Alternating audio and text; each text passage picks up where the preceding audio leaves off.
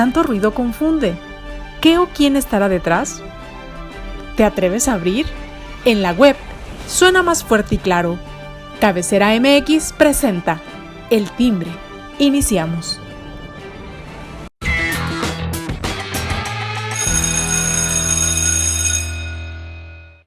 ¿Qué tal, amigos? Muy buen día, me da mucho gusto saludarlos. Ya estamos aquí en El Timbre y pues con el gusto de que nos sigan a través de las redes sociales de Cabecera, donde usted puede recibir toda la información que se genera momento a momento y minuto a minuto, y entérese de lo más sobresaliente que se da en todo lo que viene a ser el mundo de la información.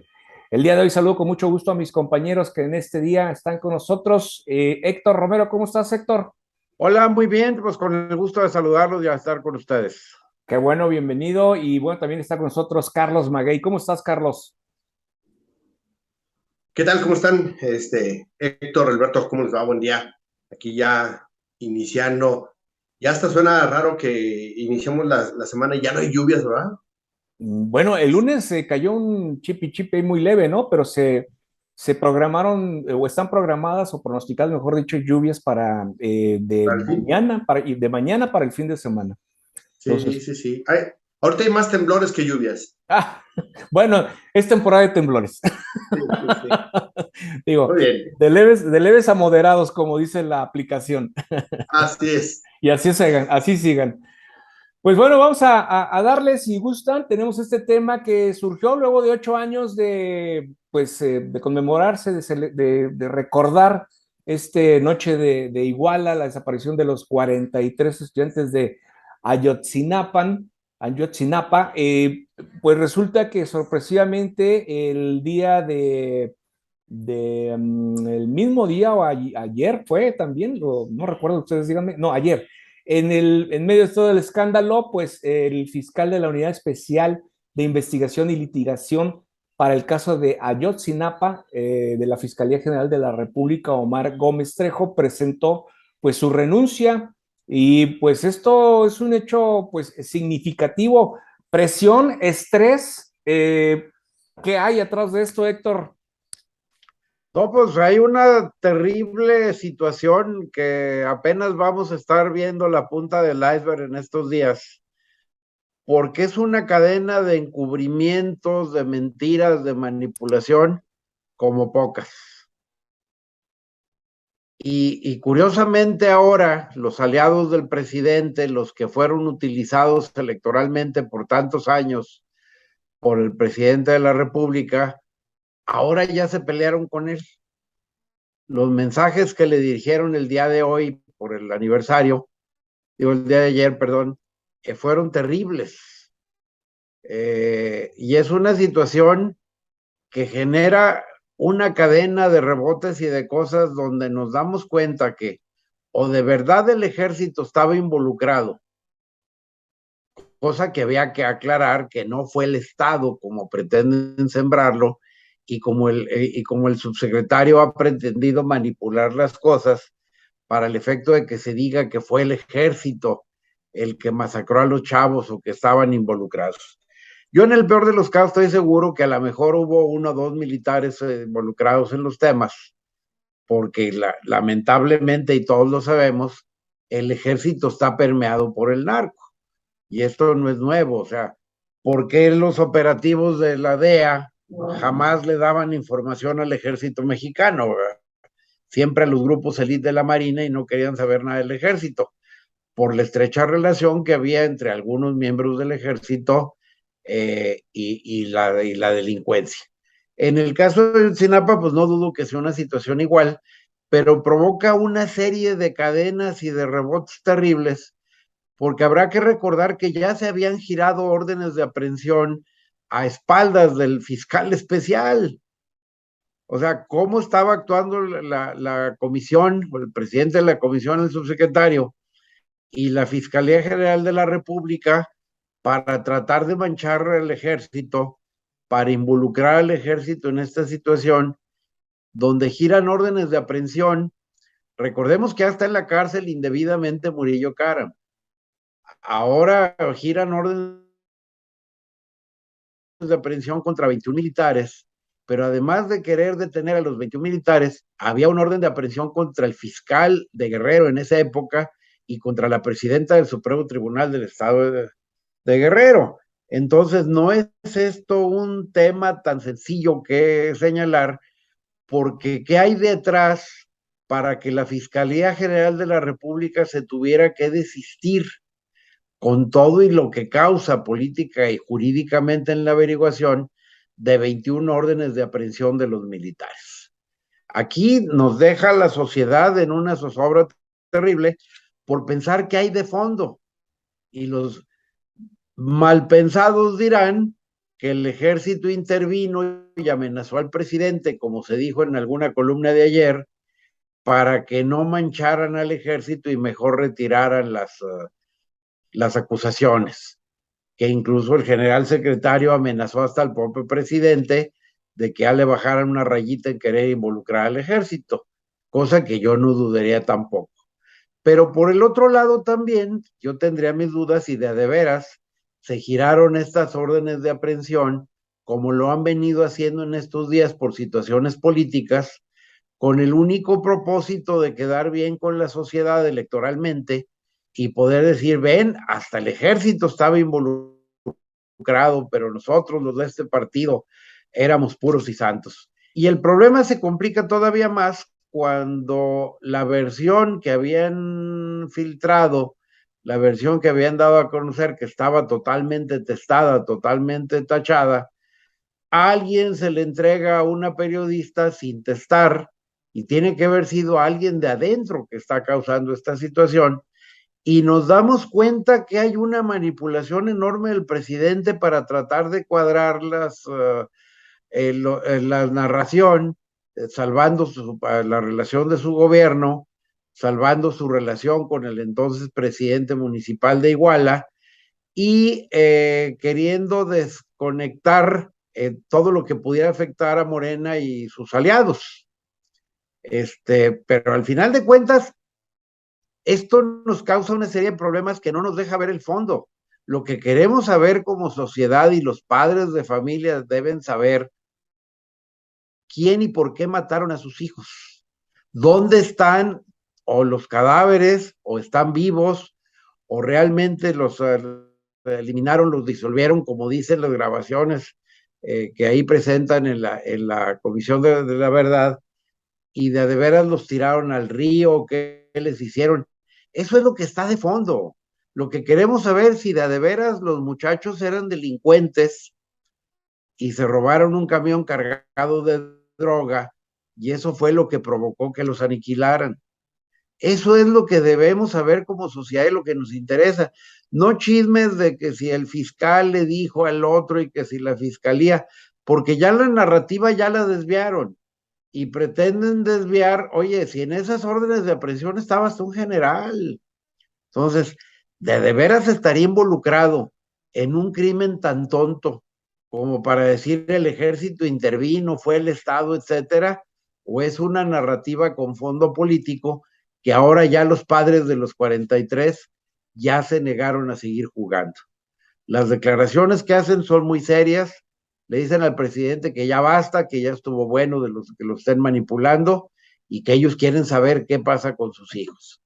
Y además, ellos también, los padres, con todo su dolor y con todo, pues seguirán manipulando esto para el efecto de seguir vigentes, para seguir presionando porque se les dé una solución a un justísimo reclamo de la vida, de que les digan dónde están sus hijos y por qué pasó todo esto. Eso es el único que debemos enfocarnos, y basta ya de comisiones de la verdad y de extranjeras y nacionales y todo.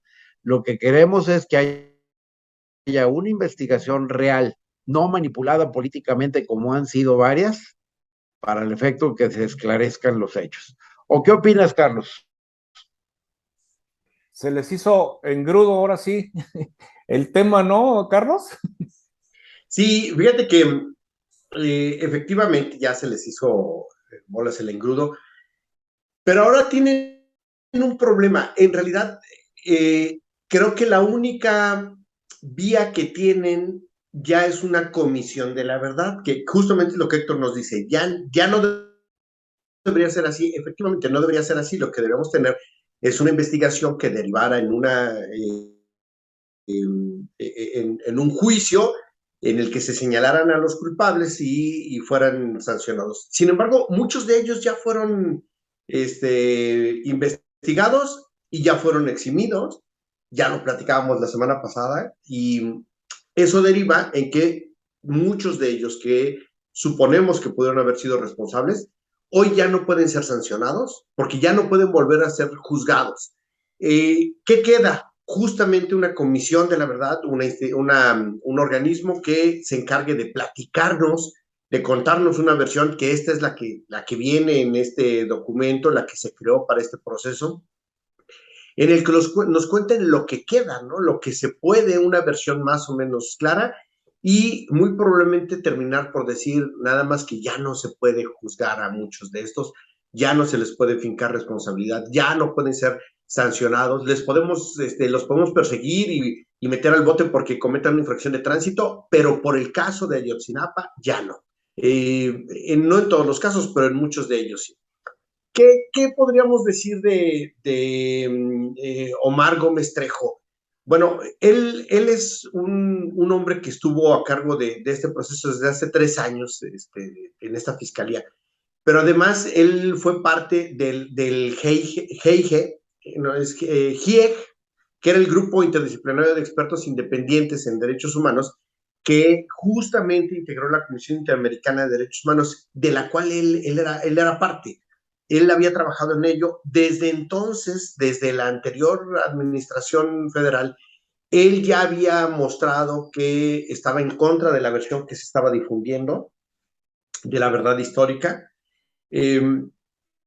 y a él efectivamente le molestan muchas de las decisiones que se toman, sobre todo de estas, cuando se desisten de estas 21 órdenes de aprehensión que se habían girado, de 83 en total que se habían girado, se desisten de 21, ya nos lo decía Héctor, 16 de esas de militares, que pareciera que les están haciendo el paro a los militares, ¿no? Que los están queriendo ayudar. Y de esto él no está conforme, no está a gusto, evidentemente siendo él el fiscal especial, debería haber llevado esta información.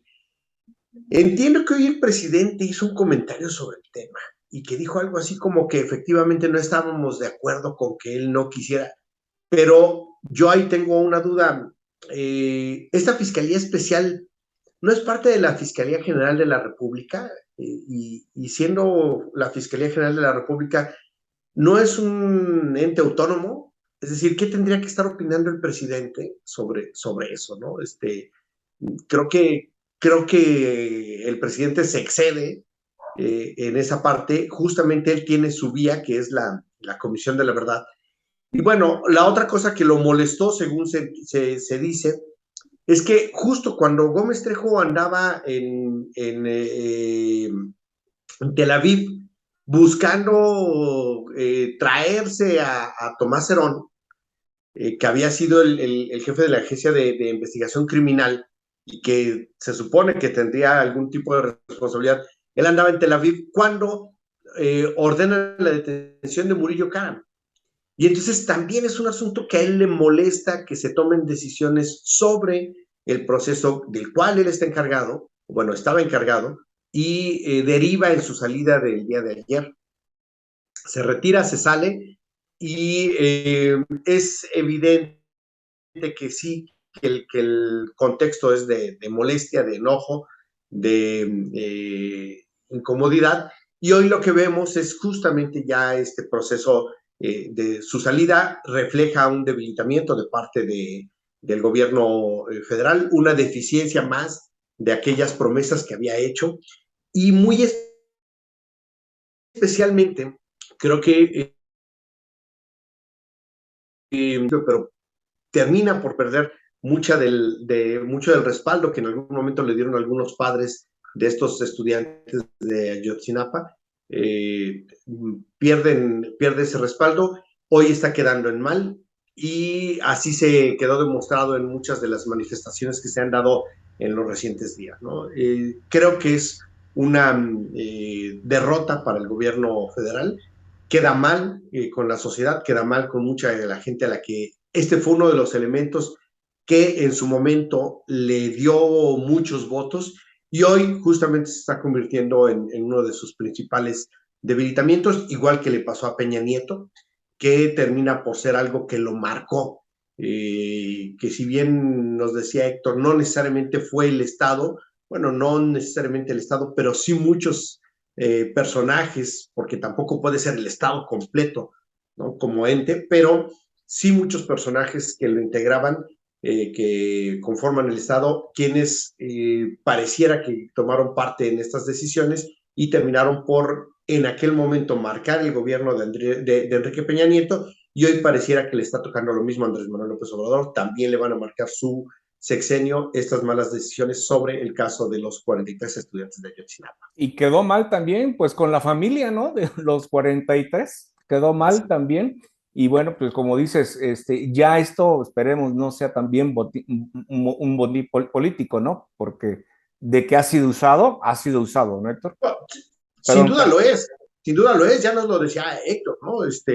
Claro que es un tema que han utilizado, lo usaron en campaña y seguramente lo van a volver Claro. a utilizar en la próxima campaña. ¿Quién? Todos, de la forma en que puedan, todos van a intentarlo, todos van a tratar de usarlo a su favor y les va a funcionar todavía durante un buen rato. Claro, creo que todavía va a seguir así, sobre todo porque ya en este momento difícilmente vamos a lograr justicia, difícilmente vamos a ver a alguien pagando por estas muertes, porque ya ha sido excesivamente manoseado el proceso y ninguna de las versiones ha generado confianza entre las víctimas y los familiares de las víctimas. Héctor. Pero mira, además hay una situación muy curiosa. ¿Por qué a lo largo de tantos y tantos tomos de investigaciones, de repente surgen estas nuevas declaraciones que involucran a los militares en base en una sola declaración de un testigo? Y se incorporan a la investigación y empiezan a girar las órdenes de aprehensión. Fíjense que ya en estas declaraciones ya el culpable ya ni siquiera es el presidente municipal de Iguala o el líder de los Guerreros Unidos. Ahora es un general comandante de la zona militar en la zona. Entonces creo que más que todo, dentro de esta carpeta, bueno, dentro de la comisión creada para el tal fin político, porque la unidad especial creada sí es parte de la fiscalía y no tiene nada que ver con la labor del subsecretario de Gobernación, que encabeza esa comisión. Para mí hay una seria manipulación al respecto, porque qué raro que no había habido ninguna declaración que los culpara ni nada. Lo peor que habían llegado a decir en los varios tomos de la primera informe de la comisión, aquella extranjera, era que un militar había estado presente abajo de un puente en una moto viendo lo que pasaba. Para que ahora el cabo Gil, que es uno de los guerrilleros de las gentes de los delincuentes, declare, no, el que ordenó la desaparición de los jóvenes fue el general de la zona militar y los que estaban involucrados son fulano con nombres y apellidos y todo, ¿verdad? Y entonces empiezas a dudar de que en realidad sea cierto, porque todo lo que sembraron ahora en esta nueva investigación no cuadra con todos los hechos que ya había. Y si nos ponemos a ver el informe completo, nos daremos cuenta que al final de cuentas, toda la averiguación tiene toda la investigación tiene un gran parecido con la verdad histórica de Murillo Karam. Es increíble. O sea, si comparas los hechos que tienen una investigación y la otra, son tan parecidas en sus conclusiones y en todo, que dices, bueno, entonces, ¿dónde está el delito de Murillo Karam y por qué quieren echarle tanta tierra a la verdad histórica si lo que están presentando como nueva verdad es exactamente lo mismo que ya dijeron? Al final de cuentas está comprobado el robo del camión que iba cargado de droga, el ataque a los estudiantes, la entrega a los estudiantes por parte de la policía municipal a los delincuentes y la actuación de los delincuentes desapareciendo los cuerpos de los que masacraron. Yo creo que el único nuevo son las declaraciones de que conservaron a 6 estudiantes vivos en una bodega y que luego recibieron la orden de masacrarlos. Todo lo demás es completamente coincidente. Ya si los mataron en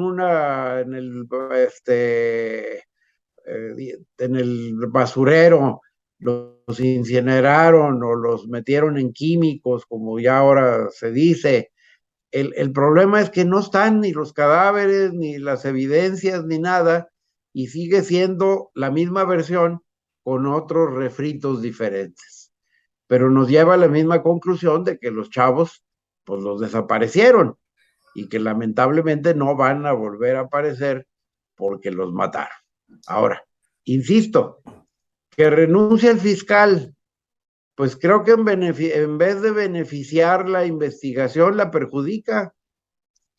Y la perjudica no nada más desde el punto de vista jurídico, sino de la creencia de la sociedad que todo se está manipulando ahí, se está cocinando, se está tratando de cuadrar, nada más para efectos políticos. Si el ejército tuvo responsabilidad, pues que los metan a la cárcel.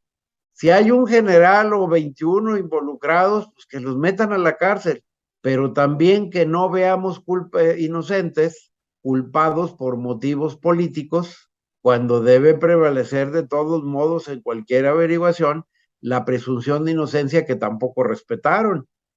Si ya los han citado un montón de veces a declarar y todo, ¿por qué de la noche a la mañana aparece toda esta evidencia?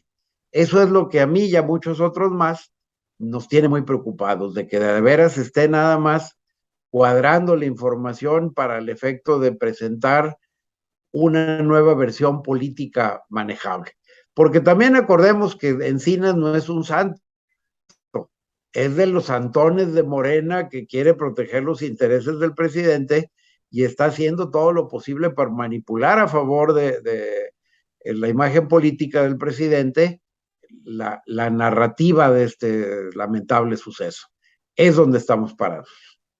Lo que sí es que, bueno, cada vez que se habla de este tema, digo, lamentable porque se mueven los sentimientos hacia las familias, se les falta el respeto a la familia de los 43, porque pues ahora sí es remover la herida, ¿no? Y por otro lado, pues la pregunta, ¿no?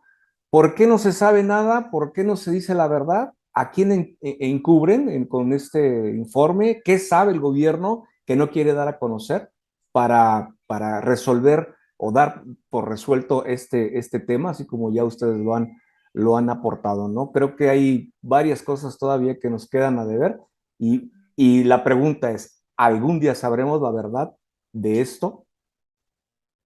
¿Usted opine? Sí, sin duda eso no va a suceder ya. Es decir, no vamos a tener muchas versiones. Ni siquiera una verdad legal, porque no, ya difícilmente se va a poder comprobar el delito de unos y otros. Yo creo que desde el principio se habló de la participación del ejército, sí sucedió, sí se habló muchas veces, sí creo que además es una de las partes en que la sociedad sí ha creído desde el inicio, no un nombre o no una persona en especial, pero sí que participó el ejército en ese proceso de desaparición. Pero efectivamente, de repente ya quedaron fuera muchos personajes, como el caso de los Abarca, que ya decíamos al final, no van a ser sentenciados por este caso. Hoy incluso ya la gente habla de, que a mí me sorprende mucho, Abarca ahora resulta que era candidato del PRD, cuando en realidad era de Convergencia, hoy Movimiento Ciudadano. Pero ya incluso hasta esa parte ya se nos olvida, ¿no? Cómo estaba. En fin, el asunto es que en realidad yo creo que difícilmente vamos a llegar a saber ya qué sucedió. Algún día nos contarán, habrá libros, más libros y más libros, y un día alguien dirá, este es el más creíble. y va a ser con lo que nos quedemos. No creo que haya otra forma de entenderlo. Ese documento que le fue filtrado a Penilei Ramírez, creo que también trae información, pero ni siquiera ese es totalmente creíble para las familias. Así es. No, incluso ya entre ellos se están rompiendo las medias. El secretario de Gobernación ayer declaró que nada más hay 4 militares involucrados, cuando la Comisión de la Verdad dijo que eran 21, entonces ya hizo quedar también el propio secretario a su subsecretario mal, porque ya lo exhibió públicamente de que su informe está mal, o ya nos urge quitar al ejército de en medio. Esa es otra de las conclusiones que nos lleva a esto. ¿Por qué tanta prisa de sacar al ejército? ¿Por qué hay que retirar las órdenes de aprehensión?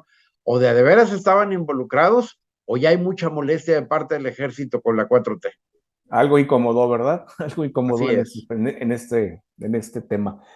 Pues bueno, es uno de los temas. La mejor opinión es la de usted. Desde luego, participe y compártala aquí con nosotros. Seguro será interesante escuchar su opinión. Y bueno, si vamos al siguiente tema, si les parece, nueva consulta en la tercera semana de enero. Habrá una consulta para que el pueblo determine si conviene o no conviene que el ejército siga haciendo funciones de seguridad pública. Una consulta más, Héctor. Bueno, una consulta que no es consulta. Que no es consulta.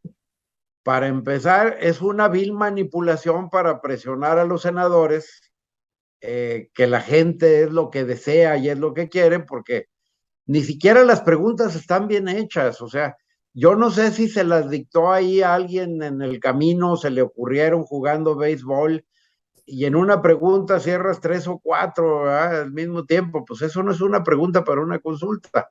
Pero además yo estoy seguro que como enfoques la pregunta, va a ser la respuesta. Esto parece más bien consulta de esas de encuestadora chafa que les pagan por generar determinado tipo de respuestas, y así plantean las preguntas para luego presumir un grado de aceptación del presidente del 60 y tantos % y todo, pues depende de dónde la hagas la consulta. Y lo mismo va a pasar con esta. Desde el punto de vista legal, una consulta de esta naturaleza por la materia no es motivo de una consulta. No se puede consultar esto. Desde el punto de vista presupuestal, pues, ¿quién debería realizarla? El INE. Pero están peleados con el INE, no los quieren ver, no les quieren dirigir la palabra. Tómala que tú la traes, le van a decir al director del INE. Entonces no quieren dirigirle la palabra y entonces, ¿quién la va a coordinar? Imagínate qué combinación para un gobierno. La va a coordinar la Secretaría de Gobernación de la mano de Morena. Entonces, ¿Morena es parte del gobierno o es parte de la Secretaría de Gobernación o cogobierna un partido político con un régimen político jurídico que gobierna el país? Entonces, eso desde el punto de vista jurídico es terrible, ¿verdad? Que tiene que andar haciendo un partido político en una consulta que plantea en el mejor de los casos el presidente. Pero es una vil manipulación desde mi punto de vista que no nos va a llevar a nada más que a presionar a los legisladores a que aprueben esta reforma para darle, y al final de cuentas ni siquiera era el momento político para hacerlo. El transitorio todavía, el artículo transitorio que mantiene al ejército en la calle, todavía le quedan 2 años. Entonces no había necesidad de pelearse ahorita ni de subirlo, pero yo creo que fue el momento oportuno para obligar a Alito a que tronara con el grupo opositor y matar 2 o 3 pájaros de un tiro. Yo ya no creo que se recupere Alito desde el punto de vista político después de esto, porque ni en el PRI lo quieren la gran mayoría. El PRI entró en una decadencia terrible que ahora no se puede confiar por parte de sus pocos seguidores que le quedan, en un tema necesariamente de operación, pues ya se quedaron sin seguidores, y más con esto. La gente confiaba, los priistas decentes confiaban que pudiera haber una alianza. Y este señor echó por la borda la alianza nomás por esta situación. Y sí. Aquí las preguntas, ¿estás de acuerdo con la creación de la Guardia Nacional y su desempeño hasta ahora? La segunda, ¿consideras que las Fuerzas Armadas, el Ejército y la Marina deberán mantenerse haciendo labor de seguridad pública hasta el 2028 o que regresen a sus cuarteles en marzo del 24? Y la tercera dice, ¿cuál es tu opinión de que la Guardia Nacional pase a formar parte de la Secretaría de la Defensa Nacional o dependa de la Secretaría de Gobernación o de la Secretaría de Seguridad Pública? Son las preguntas, Carlos. Bueno, como lo explicamos ya, o ya se ha discutido mucho, la Constitución prohíbe que hay temas que no se le debe consultar a la población, ¿no? Los temas de seguridad son unos, y tienen que ver con que ese tipo de decisiones las debe tomar una autoridad a partir de elementos de inteligencia y de estrategia, y no se le debe consultar en ello a la población en general. También los asuntos fiscales, impuestos, distribución de ciertos tipos de presupuestos tampoco se le deben consultar. Y sin embargo, hoy lo vemos, ¿no? Vemos que sucede.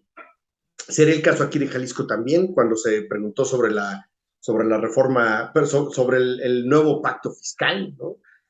Son cosas que no se deberían consultar a la gente, que están expresamente prohibidas en las consultas públicas, y sin embargo ahí están, se han hecho estas consultas muy a modo, muy inducidas, muy pensadas en cuál va a ser la respuesta, y lo único que vemos es esto, una forma de conseguir que los políticos obtengan un beneficio de lograr hacer lo que quieren, simulando que le preguntaron a la población, ¿no? Y es más que obvio, creo que hasta está de más ya incluso discutirlo. Todos sabemos en este momento que no va a tener un final distinto al que busca el presidente. Justo la respuesta va a ser la que el presidente quiere, y por eso ya vemos la pregunta. Incluso la última pregunta, que es abierta, ¿no?